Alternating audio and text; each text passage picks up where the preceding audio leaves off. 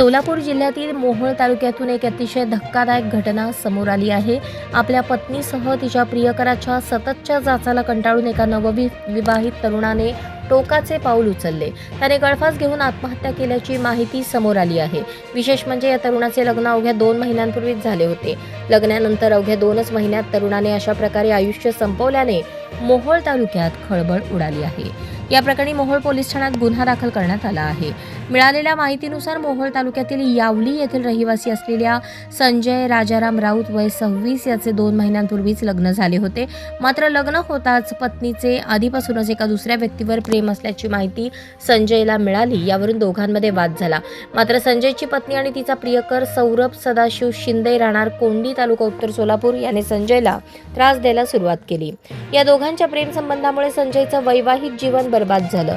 त्याची पत्नी आणि तिचा प्रियकर सौरभ हे दोघेही मिळून संजयला सतत शारीरिक आणि मानसिक त्रास देत असल्याचा गंभीर आरोप मृताच्या वडिलांनी केला आहे।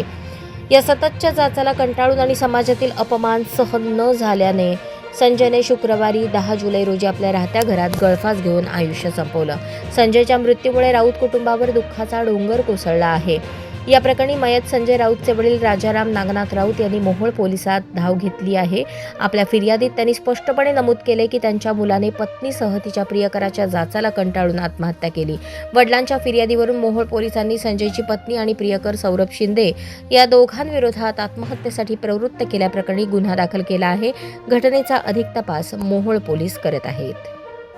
हा आपला हक्काचा चॅनल AG न्यूज संपादक अंबादास गज्जर या YouTube चॅनलला लाईक करा, शेअर करा, सबस्क्राईब करा।